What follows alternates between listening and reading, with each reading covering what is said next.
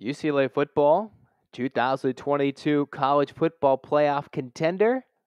Let's talk about their path to the college football playoff. Here's how on Locked On UCLA. You are Locked On UCLA, your daily podcast on the UCLA Bruins. Part of the Locked On Podcast Network, your team every day.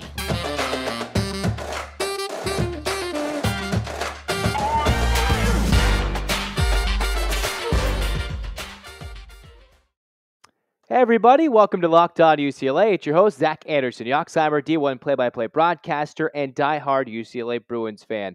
Thanks for making Locked On UCLA your first listen each and every day. You can like, comment, subscribe. It's free wherever you get your podcasts, and you can also find it on YouTube. Thanks for tuning in today. Let's get right to it. UCLA top 10 in the AP Top 25 poll, top 10 in the USA Today Coaches poll, number 9, number 10, either above or below Oregon, whichever poll you use, which means UCLA has a chance and very much of a path to get to the college football playoff. How, you may say so? How? They've got lots of teams to leapfrog, including a one-loss Alabama, other teams from the SEC, Big Ten, and Big 12 teams, all to get to a potential top 4 spot in the college football playoff. But for now, let's go over what UCLA has done thus far. 6-0 in their first half of this schedule, 3-0 in conference play, with still the back half of their conference to play. UCLA, in back-to-back weeks before their bye, knocked off 2 top 15 teams. They had arguably, if you look at strength of schedule numbers, one of the weakest schedules in the country, but nobody can deny the fact that at the time they played the Washington and Utah games, those teams are both top 25, top 15 teams in their schedule. UCLA can then earn more respect this week by going to Eugene, College Gameday, even more the nation's eyes on them, and knocking off a Ducks team whose only loss was in a neutral site, quote-unquote, in Atlanta, Georgia, against the number 1 Georgia Bulldogs, who trounced the Ducks. That's the Ducks' only loss to the number 1 team in the country in a neutral site, quote-unquote, road game. So UCLA can earn more eyes, more respect, more votes by beating Oregon.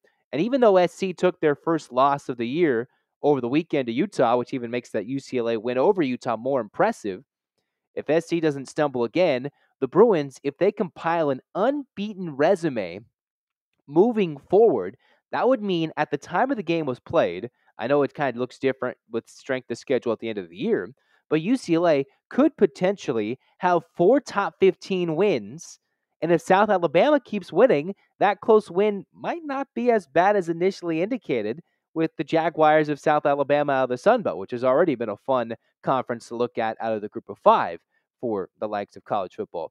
UCLA certainly has their path. They still have more than half their schedule to play. UCLA has to play their back half of the 6 games. You have the likes of a potential either bowl game or a Pac-12 title game, which makes the back half of their schedule so crucial.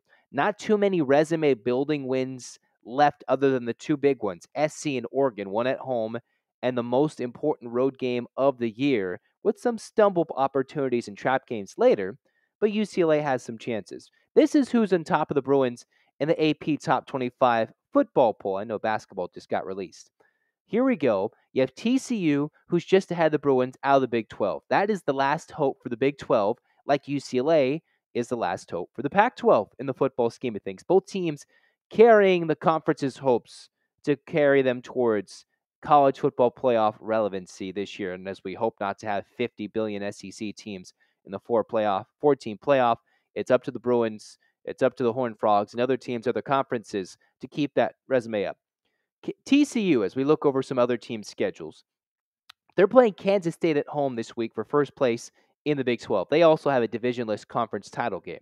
So TCU, who is just ahead of UCLA, has Kansas State, at West Virginia, at Texas, at Baylor, on top of a conference title game to win. Then you have Ole Miss, and the SEC teams can beat up on each other, but Ole Miss undefeated, Alabama at home, at Mississippi State, and then have to win an SEC title game. Michigan, Ohio State, while they are top 5, top 6 ranked teams, top 4, you have the likes of Michigan, Ohio State. Those 2 teams are going to knock out each other, knock out the other one from a division title, And while it's only been shown thus far that the SEC can make it to a top 4 spot with two teams from the same conference, the Big Ten, I'm not sure is going to get that love. Michigan, Ohio State, one of those two teams will knock out the other. Quite a year for Michigan to back out of that contract, huh? Yeah, whatever. We can talk about it later. Michigan and Ohio State, they'll probably knock out one another. So one of those teams will sustain a loss and then have to win a conference title game. Alabama, well, they're the team with one loss that can make it somehow without winning the conference title as they've done it before, or finding a way to work the way back in the conversation. Bama's got one loss. They have a tough LSU game on the road after LSU has a bye at Ole Miss and the SEC title game, which they would have to probably go through either an unbeaten Tennessee or a Georgia team that's been trouncing opponents. And then Clemson, well, they are a team that has a schedule that's leaning its way towards being unbeaten, but they play at home against an unbeaten Syracuse team who's in the top 14. And while you guys might laugh at me now, they have a sneaky tough road game at Notre Dame, where Notre Dame's kind of gotten some interesting wins this year and some terrible losses. So who knows? And then Clemson could maybe cakewalk their way into an ACC title game and win the ACC title before finding themselves unbeaten. So there is some help to be needed for the Bruins, but not without the fact that they have already a couple of resume opening wins. The Washington win kind of put UCLA on the map. Utah gave them, oh, all right, let's go. And the Oregon game is crucial. It's crucial for so many reasons, which we'll talk about in just a moment as we say, all right, what are the implications of the Oregon game? Well, let's talk about SimpliSafe first and just say, all right, with SimpliSafe, just know that the numbers don't lie. In the last decade, over 4 million people have chosen SimpliSafe Home Security to protect their home. You don't earn the trust of that many people without doing something right. At SimpliSafe, your safety is the only thing that matters. They have your back, 24/7 professional monitoring agents who always have your back. They've got security that can instantly detect threats to your home, whether it be fires, floods, other threats. They have agents who can call you a moment that the threat is detected and dispatch police or first responders, even if you can't be reached or if you're not even at home. They blanket your home in protection, advanced sensors in every room. Customize the perfect system for your home in just a few minutes at simplisafe.com/lockedoncollege. You can save 20% on your SimpliSafe security system when you sign up for an interactive monitoring plan, and you can get your first month for free. Visit simplisafe.com/lockedoncollege to learn more. There's no safe like SimpliSafe. All right, we're cruising here on Locked On UCLA. Again, thanks for the love, comments, and support. Bruins, they have an absolutely monumental game. Kind of piggybacking off the first segment, UCLA certainly has their path to a college football playoff, if not at least a Pac-12 title game and a Rose Bowl berth, but it starts with their game against Oregon. Already announced, College Gameday for the second year is highlighting this UCLA-Oregon matchup, this time not in the Rose Bowl, this time in Eugene, in Autzen, which helps the Bruins kind of be able to bolster the resume. When you can win a game on the road against the likes of the Oregon Ducks, who sit there at number 10 or number 9, whichever poll you use, UCLA can get a big resume bolstering road win, which is something that they've been lacking. A lot of teams in college football have pretty cupcake road schedules, hint SEC, but UCLA can find themselves with an easy home schedule early, build up those home ranked wins at the time against Washington and then now Utah heading into the bye, and let the carnage of college football last weekend kind of dictate itself. So many crazy upsets, of course, Tennessee, Alabama.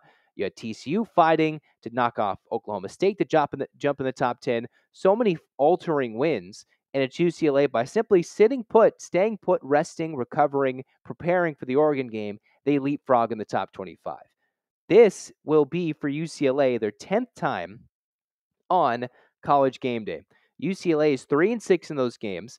And of those 10 times, including the weekend matchup against Oregon this upcoming Saturday, UCLA is 3-6, and they've played Oregon now 4 times. Twice in the Rose Bowl, and then in Eugene once. This will be the second time.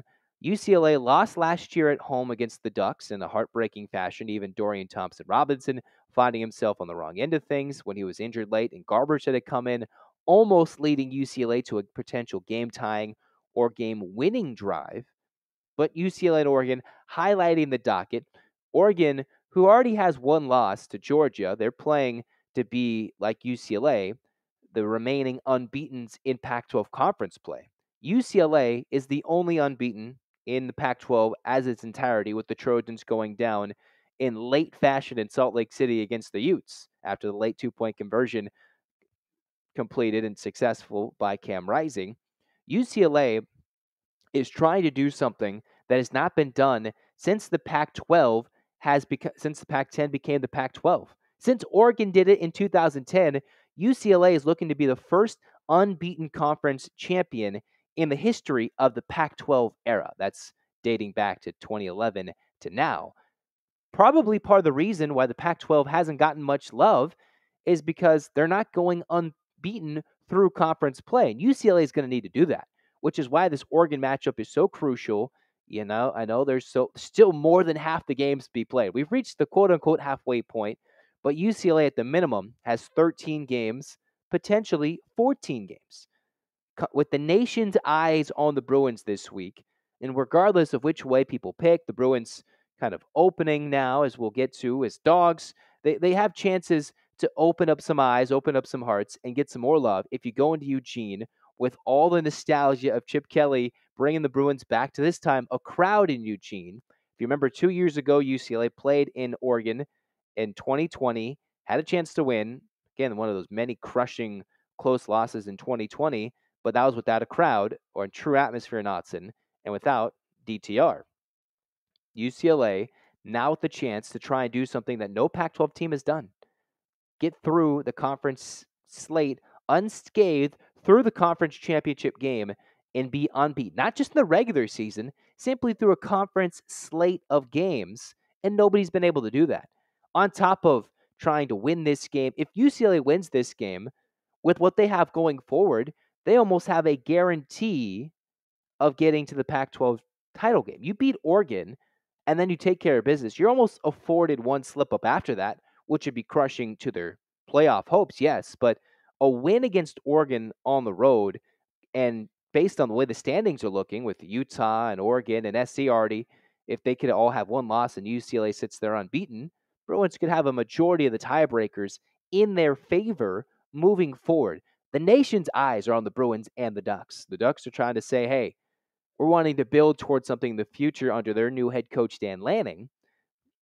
UCLA says, hey, we've been building for years, waiting for this atmosphere, and why is it not better than for Chip Kelly, for the Bruins to potentially go through the Ducks on a nationwide landscape in the middle of the day on a college football Saturday, probably outside of the late-night primetime game, one of the most viewed slots of college football, and on the road in Autzen in front of a potentially most jam-packed, crazy crowd. It will be easily the best atmosphere the Bruins have seen all season to try and knock off the Ducks and prove once again that they belong.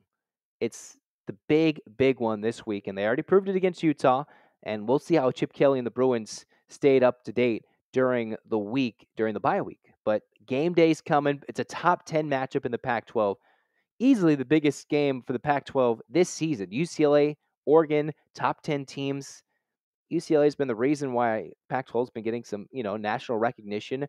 3 straight games where they've had either quote-unquote slight primetime national TV game, with this Oregon game getting the most recognition. And that could set up the Bruins for success going to the playoff later. If the Bruins, as we piggyback off that first segment, win it, it'd be their third top 15 win at the least this season at the time of the game, and arguably third or second top 11, top 12 win, and including one on the road. It's a big week. They can try and leapfrog teams, and there's so much implications for the Bruins who are trying to do something that's not been done in the Pac-12 era, go unbeaten during the Pac-12 time, during the Pac-12 conference play, and try to do something they haven't done since 2004, which is beat Oregon in Eugene, which has been so tough to do.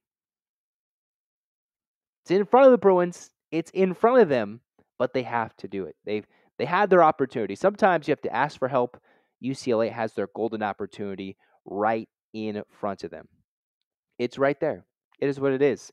That's why the Bruins, they open as dogs, -6 against Oregon on the road. Last year, Lee Corso on College Gameday picked the Bruins and they fell short. Despite that early start and very horrendous middle portion of the game and a late, almost miraculous comeback, it's the Bruins this year that start off as dogs against Oregon in Autzen, probably rightfully so. Again, we've been building UCLA needing respect. This is the biggest test of them all to this point of the season. They've been growing in impact over the last 3 weeks. It doesn't get any better than the -6 UCLA starts with from BetOnline, because that's your number one source for football betting information this season. Find all the latest player developments, team matchups, news, and podcasts with in-depth articles and analysis on every game you can find. As always, BetOnline remains your continued source for all your sports wagering information with live betting and up-to-the-minute scores for every sport out there. It's the fastest and easiest way to check in on all your favorite games, MLB postseason, boxing, golf, whatever it is. Just go check out BetOnline or use your mobile device to learn more. BetOnline, where the game starts. As we keep trending towards this end of the show, UCLA men's basketball, they're also in the top 10. AP Top 25 preseason poll has been released. And of course, I know we already teased it a little bit earlier. Let's go back to the basketball team to wrap up today's show. UCLA is officially number 8. The Bruins have been climbing football-wise to get to number 9, and the basketball team, with all this hype, is slotted in at number 8 already. For the Bruins, they're going to have a potential interesting schedule moving forward for their basketball team. At the moment, from what I counted, there's 5 separate teams the Bruins are going to play at the time of the release of the top 25 poll for the men's hoop side, where UCLA's schedule is, despite a maybe lackluster non-conference home schedule for the fan base, UCLA has 5 ranked matchups. Every team that they're playing that's a big name away from home. Illinois, ranked. Either Baylor or Virginia, ranked. Then you have the likes of, all right, let's move a little down the schedule. Kentucky, that's going to speak for itself. Ranked matchup on the road. UCLA, their early conference home opener in early December, a sneaky Sunday afternoon matchup against the Oregon Ducks. And the Ducks are ranked. Of course they are. They always get that kind of love as the Bruins are now starting to garner year in and year out. And that's what Mick Cronin's been trying to build. It went from where UCLA was, all right, enjoying that 1 year of maybe relevancy with Steve Alford in terms of, all right, that fun year with Lonzo Ball and company. But now the Bruins aren't just building for Sweet 16s, they're trying to build for Final Fours. And while the excitement begins for UCLA and being in the top 8, they have so many tough games, a lot of easy games where they can stack up the wins, but so many prove-it games. And while I mentioned there's 5 preseason top 25 teams that they're going to play, that's going to account for 7 because they play Arizona twice and Oregon twice in the Pac-12 schedule, once at home and home. There's opportunities for, say, USC could make it in. Maryland's always a team in the Big Ten. That's a road game. They can maybe crack it in. There's even more opportunities for the Bruins to play some sneaky top 25 teams down the line. So, again, another tough schedule. A lot of these tough tests on the road, which, as I've already kind of mentioned in our slight mini preview for men's basketball for UCLA and Mick Cronin, this is what he's been building. He wanted to get the program to where it's been.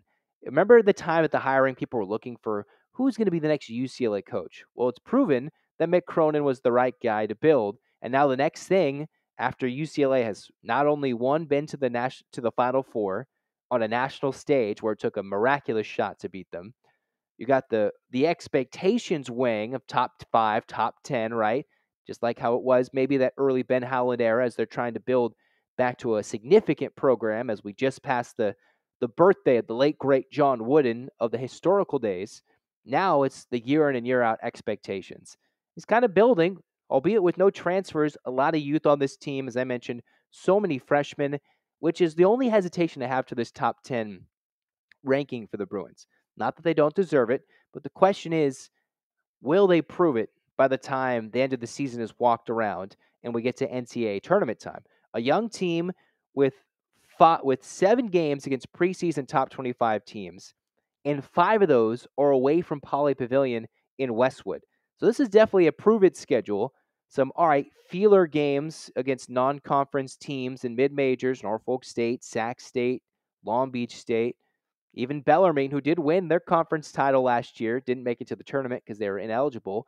But whatever it may be, UCLA has kind of picked apart and found 3 mid-major conference regular season champions or tournament champions. And then in the midst of their games against Power 5, Power 6, whatever it be, conference opponents, or non-conference opponents, including some Pac-12 games, UCLA plays the majority of those away from home. So this is going to be an interesting one and an interesting challenge that Mick Cronin's already alluded to in his preseason interviews. How, all right, he's got to coach again. You got to learn. This isn't a group that's coming back from last year that's expected something. The expectations are there, but we need to see how they play on the floor first. Not again, and even game 1, game 2, building how they learn in the different atmospheres with the raging fan bases all across the country, just like the UCLA basketball one is. How will they do against those big time programs? You got the Blue Bloods in there, got those other programs in there, and UCLA has a chance to really sparkle this year, or maybe they might run through some stumbles and might be building late, as Mick Cronin's kind of tended to have them going throughout this season. So the Bruins, top 10 in both football and basketball, means you should go check out Spencer McLaughlin's Locked On Pac-12 as your second listen today. It's a good show. We'll probably be tag teaming at a crossover because he does host Locked On Ducks too. So we will talk probably at the crossover at some point during the week leading up to the UCLA basketball matchup. In the meantime, thanks for commenting, and subscribing for Locked On UCLA on YouTube. You can find the podcast wherever it may be. Get your hands up, Bruins fans. And 1, 2, 3, 4, 5, 6, 7, 8, UCLA. UCLA, fight, fight, fight. Let's go. We're getting crazy up in here. Let's go. Let's rock and roll. Let's get nutty. This has been Locked On UCLA. Go Bruins.